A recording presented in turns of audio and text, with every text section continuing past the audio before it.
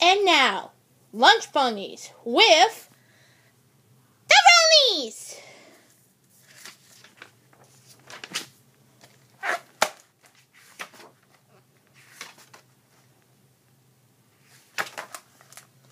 Clyde was practicing. He was carrying a tray with the small carton of milk, an orange, and a peanut butter and jelly sandwich across the kitchen to the table. The orange began a slow roll toward the milk carton. Clyde stopped walking and tipped the tray slightly to make it level. "That's great," said his mom, watching him. Tomorrow was Clyde's first day of school. He was really ready to learn how to read and ready to learn how to write, but he was not ready for lunch. "You better hope they don't have soup," his old brother Jefferson muttered. "They won't have soup on the first day of school," said their mother. "That will be too much for first graders like Clyde." "You never know," Jefferson said. "Oh," gasped Clyde. He could just hear a big wet splat on soup on the cafeteria floor. "Yeah," said Jefferson, as if he were reading Clyde's thoughts. "If the soup spills, the lunch ladies make you clean it up, and you really better hope that don't have mystery goosh." "What's mystery goosh?" asked Clyde, trying to keep his voice as steady as the tray. "Well," said Jefferson, "you know how you hate food that touches? Like when the applesauce slops into the green beans and the beet juice runs into the mashed potatoes and makes them pink?"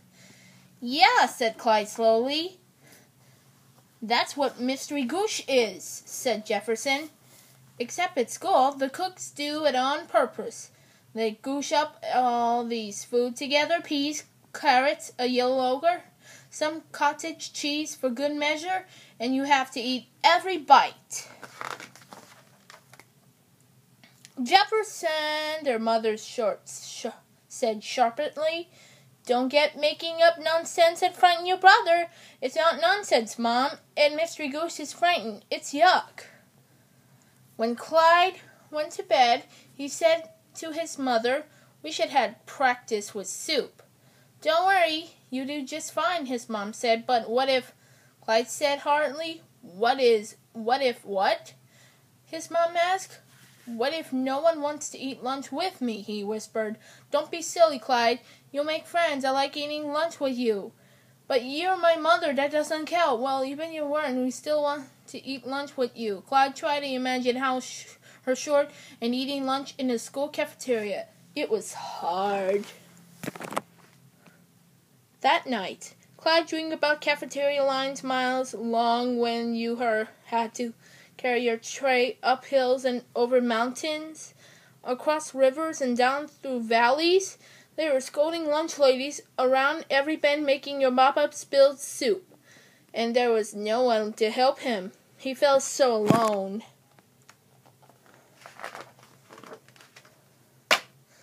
The next morning, Clyde's mother put his lunch money into a special little envelope. She made sure to give him the exact amount so he wouldn't have to get change. "Now, what are you going to do when you get in a lunch line, Clyde?" she asked. "I get the tray for the stack. I put it on the counter and slide it along. I get out my envelope and open it up so the money lady can get it easy." "You won't have time to do all that," Jefferson interrupted. "Everybody's in a hurry." "They're not going to want around while old Clyde take over the envelope, drop a dime or two on the floor." "Hush, Jefferson," said their mother sharply. She turned to Clyde. "You're going to do just fine, dear," and she kissed them both goodbye. All morning long, Clyde worried. He worried through circle time, through reading, and through art, though he thought he did learn how to read his first word and made a nice picture. Then the teacher announced, "Lunchtime! Please have your lunch money ready, and remember, no shoving in line." Shoving? Clyde hadn't heard about this. The thought was just too horrible. Have you heard about Gloria, the lunch lady? The little girl next to him said. She yelled at the time. That's what my sister told me. No, said another boy. That's Mrs. Twig. She's hard of hearing. She can never hear what you say. And she gets the change mixed up all the time. What's for lunch? Clyde said softly. There were no answer for anyone. Then a very small voice said, I'm sure else it's not soup. Or mystery goose, said Clyde. I wish Jell-O. Clyde decided right then to stand in line next to the girl who wished for Jell-O. Her name was Rosemary. Clyde's class marched single file down the stairs, along with the other grades. Everybody looked bigger and more ready for lunch than Clyde would ever be. Clyde suddenly wished he could skip lunch completely. I have a stomach ache, he whispered, but no one heard him. Let's move that line. Clyde saw something large and shadowy in the doorway. It must be Gloria. Clyde had a close-up look. Gloria was big and lumpy. She wore a spiry hairnet and had big, tufty eyebrows. Both hands on the tray, she said, turning toward Clyde. Oh, you must be Jefferson's little brother. You look just like him. What's your name? Clyde. What's that? I can hear you, she said. Her voice was large. Clyde? What? Really? Right here, Sonny. And this time she bent over, pulling toward her ear. Clyde, what a nice name. It rhymes with slide. And that's what we have to do. Slide the tray along the counter, okay, Clyde? Slide, said chuckled. Okay, Clyde said.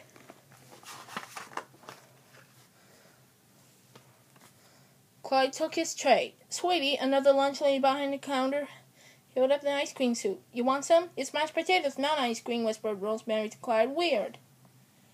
There was green beans, too, and something in a bun and ketchup called sloppy beans. And there was Jell-O. But it was very strange Jell-O, stiff and curly in little cubes. It didn't shake or shimmer like the Jell-O that Clyde's mom made. Finally, there came a Mrs. Twig, the money lady. She seemed very old. Clyde was worried. Would she be able to see his money? Rosemary gave old Mrs. Twig her money. She did it perfectly, and now heading toward the lunch table for the first and second graders. Thank you, Sonny. Mrs. Twig nodded and smiled. Now for the last hard part, to pick up his tray and carry it to the table. He could see Rosemary ahead of him. Oh dear, he thought. There was some spilled juice on the floor, and she was heading right for it. Suddenly he saw his skid. She hung on to the tray. Clyde felt his breath freeze. The dish of Jell-O were flying off. The little ruby red cubes of Jell-O were spinning toward the air. They bounced on the floor and boing boing jumps before they finally stopped. Oh no, Clyde thought. Poor Rosemary. He remembered how the lunch ladies never helped to clean up. Come on, Rosemary, I'll help you, Clyde said. Rosemary was trembling. Come on, it's just the Jell-O. All your other food is still on the tray. They're laughing at me, Rosemary sniffled. Then a big soft jelly slid over them. No, sweetie, they're laughing at the stupid Jell-O. Whoever heard of Jell-O that boings? It was Gloria. Let me help you here. His immense lumpy body seemed to fill up the air around them. Awfully nice to you help, Sonny. What do you say when your name was? Clyde. A table of fourth graders started to snicker. Gloria glared. Listen to me. There will be no laughing, no uncalled for remarks. We've had the accident here. The table fell silent. There wasn't a single snicker or chuckle, not a word. A little second grader climbed down for her chair and began to help. Soon all the Jell-O cubes were picked up. Clyde and Rosemary found their way to the lunch table and sat down. Here's some new Jell-O for you, sweetie, Gloria said. Boing, boing, Jell-O, Rosemary giggled. You wished for Jell-O, Clyde said. Yes, she said quietly. And I wished for a friend, too. You did, Clyde said. So did I. And he forgot all about his worries. That night, Clyde helped his mother serve dinner. Well, look at Clyde, said his father proudly. Watch out for the milk, muttered Jefferson. But Clyde held her tray steady, and the milk did not spill, not a single drop. The end.